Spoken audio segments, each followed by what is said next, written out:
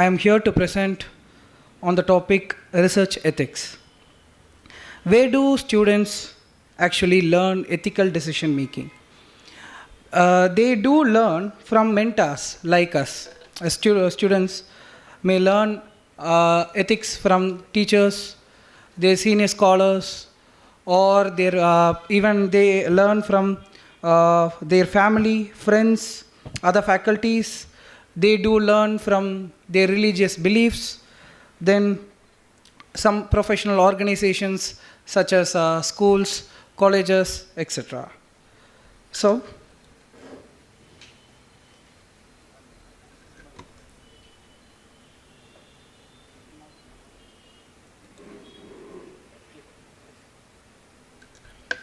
there are three sets of obligations of researchers to adhere to professional standards. The first obligation is to honor the trust that their colleague places on them. For example, if my guide places some sort of a belief on me and I have to be responsible for her, that my paper is without any plagiarism or something like that, and it is 100% ethical.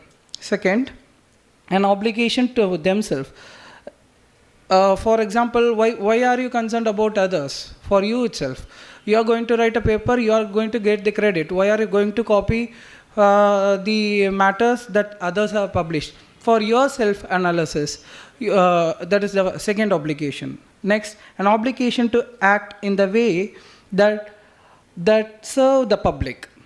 How are you going to, for example, when you are going to publish a paper, there are some people who are going to cite your paper also. How are you going to serve them in a proper way? That is the third obligation. Next, research ethics. What are all we do is we publish papers, authorships, scientific misconduct, and everything.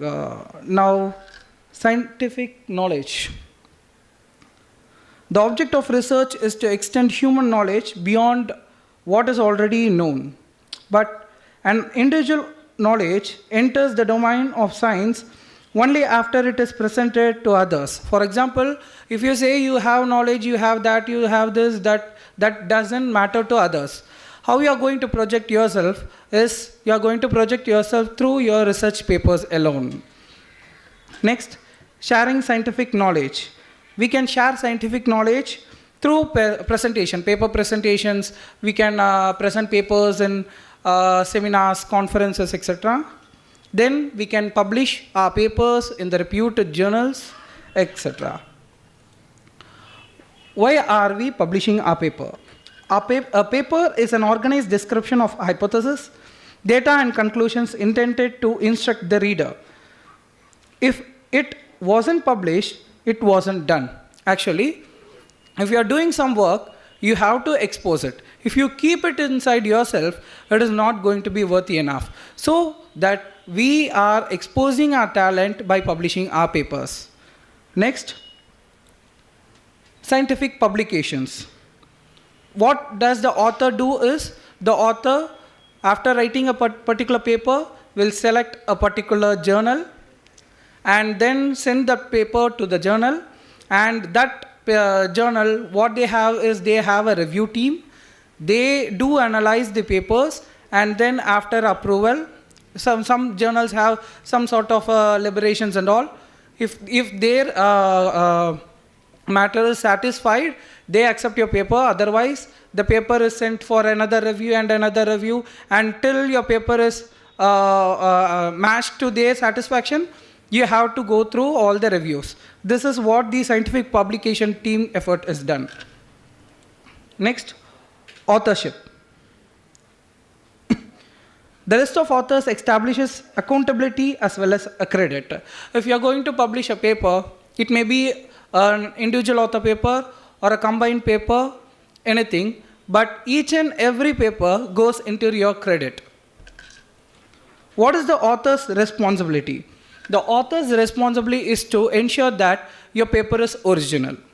Next, all authors are aware of submission and agree which content and support submission. Agree that the manuscript can be examined by anonymous reviewers. When you are going to send your paper, you don't know who are the reviewers are going to be. They are anonymous reviewers. They are going to review the papers. Next, provide copies of related works submitted or published elsewhere. We are not intended to provide the paper which is previously published or presented somewhere else. We have to publish a paper which is original. Include proper affiliation. Where are you coming from and what are you doing? Next. What is publishable? Papers that report original and significant findings are publishable. Actually, the papers which you have done without copying or manipulating the other details are eligible for publishing. The papers must be well organized, and for example, if it is an engineering oriented papers, we have to follow IEEE format, and if for literature and all, we have MLA standards and everything. Each and every standard we have to follow according to the rules and regulations of a particular journal. Journal may also have their own formats for publishing. Next, papers that are concise and yet complete in their presentations of their findings. The papers may not be so lengthy. You are not going to expose all the thing which you have done. You are going to say what and all which is essential. We can concise and precisely present in that paper. What papers are not acceptable? The papers that are routine extensions of the previous reports. What do authors possibly do is, if they are going to a seminar or a conference, if they have a limited time, what they will do is, they will take the previously published paper, do some sort of alterations, and then go and present their papers. These sort of a thing and all, the routine publication of the same paper with some sort of a small alterations that are not acceptable. Then instrumental and fragmentary reports of research results. The results must be apt and enough so that your paper, the results are the only way you can expose your papers all about. Verbose, poorly organized papers cluttered with unnecessary or poor quality illustrations. The figures or the tables are to be matched to the particular standards, and the papers which are not matching the standards are not acceptable. Violations of ethical guidelines, everything, these papers are not acceptable. Research misconduct. What and all happens is the fabrication, falsification, and plagiarism. Fabrication is making up data and results and recordings or reporting them. You are adjusting your data so that your paper looks so good. You may not get 98.9% for a particular result, but you do make some alterations and make that I got 98.9%. This sort of a thing is called as a fabrication. Then falsification, the research materials, equipments, or the processes, or changing or omitting some sort of a result so that your paper looks good. If you put that result, you may not get so much impressed. So you neglect something so that your paper looks good. That is called as falsification. Then plagiarism. Plagiarism is using or manipulating others' ideas in your papers is plagiarism. And plagiarism and self-plagiarism. We often do self-plagiarism, as I already said. We alter some sort of our papers so that it looks as a new paper and then present in a conference or a seminar like that. This is what self-plagiarism is all about. And plagiarism is copying or manipulating the other author's paper.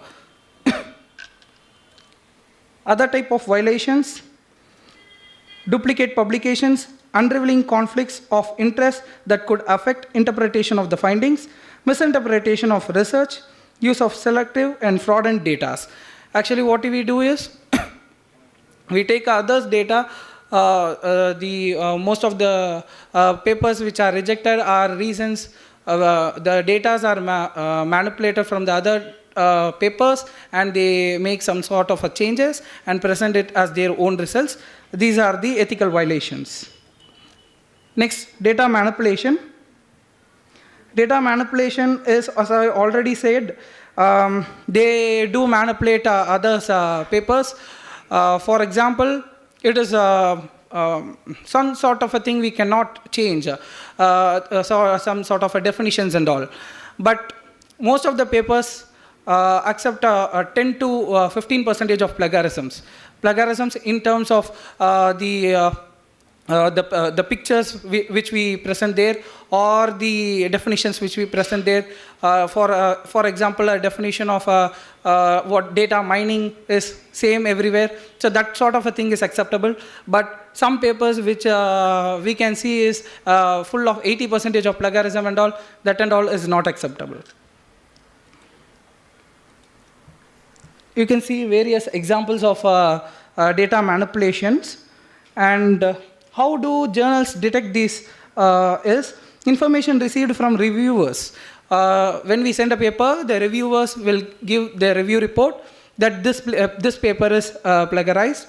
Then literature search for related papers by authors.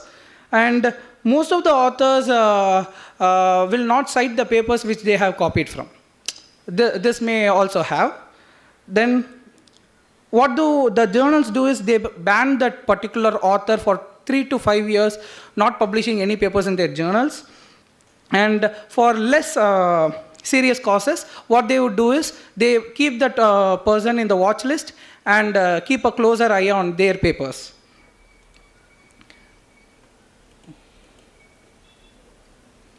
If you can see this picture, what he is saying is, really, someone told me it's not plagiarism if they are dead. So what is the reason for plagiarism is we think that that paper was written in 1970s or 1980s, that author is not, no more, he's dead, so we can copy. That is not actually the matter is. And these are some problems of plagiarism. Mostly authors will deny, 28% of the authors deny that they have done something wrong, and nearly 35% admit to have been borrowed previously published materials. 22% were from co-authors claiming no involvement in their writings of the manuscript. 17% claim that they were unaware of their names appeared on the article. What we have to do is, if the author has some sort of a part in that paper, he can include a name in that paper. Otherwise, it is not intended to include the author as a co-author or anything like that in the paper.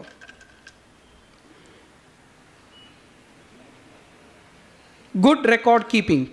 What we have to do, for example, in the engineering colleges and all, the BTech students must present a paper of their own project. In that sort of a time, the teacher or the professors, they have a lot of responsibility to teach ethics to the students, and they have to keep record of what they are doing, keep recordings of the results that they are getting, so that at the end of the day, they can finalize all the results and make it into a particular paper. And to summarize, research ethics is an integral part of the graduate research.